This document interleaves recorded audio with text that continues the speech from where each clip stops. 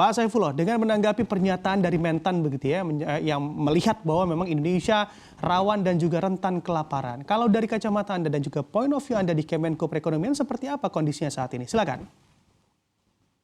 Iya, betul Mas Bram, Mas Said. Kalau kita membaca ya remaining dari BMKG bahwa Juli itu sudah memulai kemarau sesi kedua sampai September.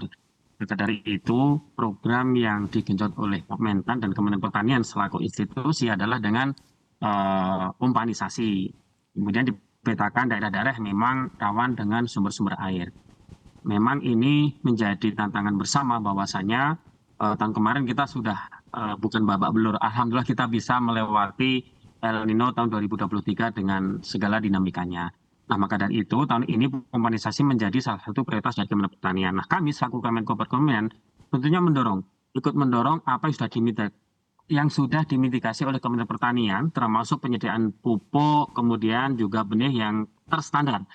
Sehingga diharapkan memang dengan adanya proyek untuk peningkatan profitabilitas dan produktivitas menjadi tugas kita bersama, bukan hanya Kementan dan Kementerian Pertanian, tapi kami juga merasa terpanggil untuk membantu mensupport saudara institusi kami.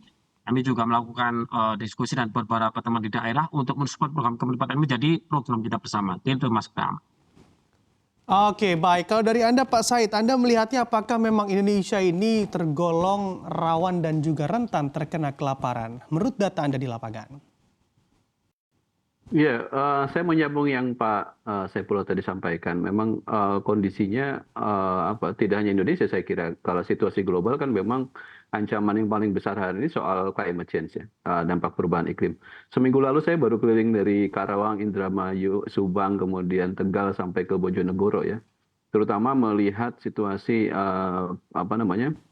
pertanian padi kita gitu. Nah, berkaca pada musim yang lalu memang serius gitu ya, impact perubahan iklim itu luar biasa karena sebagian besar terjadi penurunan produksi dan bahkan gagal panen gitu ya pada satu sisi gitu.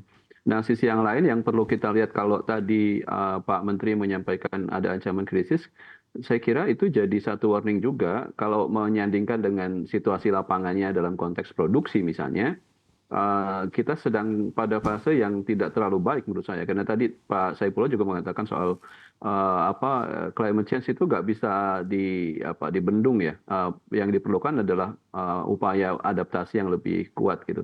Nah, sisi yang lain kan yang bisa kita lihat kenapa kita punya ancaman yang serius juga selain karena produksi dalam negeri, yang kedua karena ketergantungan pangan kita ya yang besar pada impor gitu ya. Kalau saya ngutip datanya SNBC dan BPS misalnya sejak 2012 untuk berbagai komoditas misalnya susu, kemudian garam, apalagi bawang putih, daging, gula itu trennya kan naik terus ya. Dari volumenya misalnya untuk gula di tahun 2012 itu nilai impor kita hanya 1,8 jutaan. Sekarang sudah tembus di angka 3,4. Beras juga sama kan.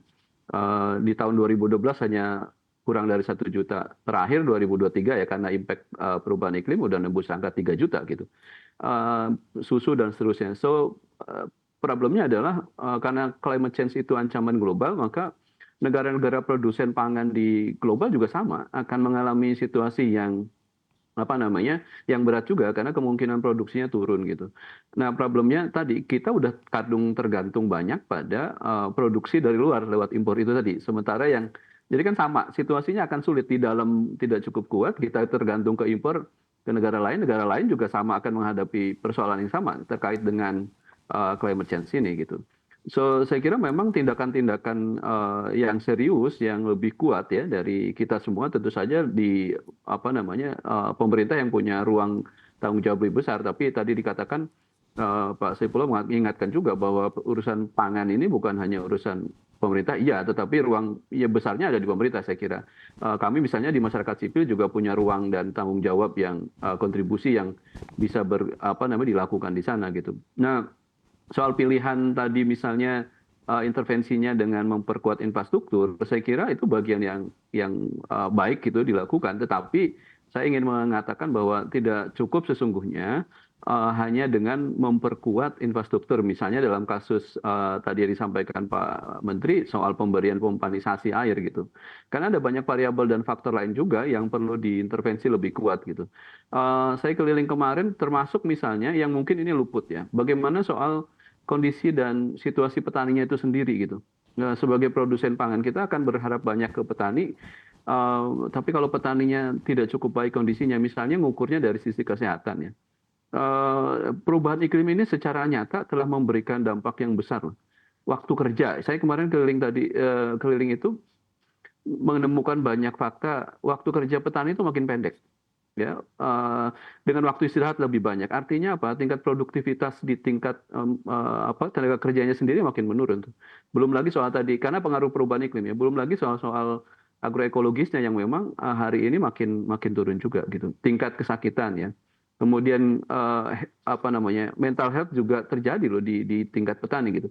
Jadi ngomong soal ancaman kerawanan pangan, kemudian inisiatif atau intervensi yang kita lakukan harusnya memang lebih besar dan tidak hanya sekedar pada penguatan infrastruktur. Kira-kira gitu Mas.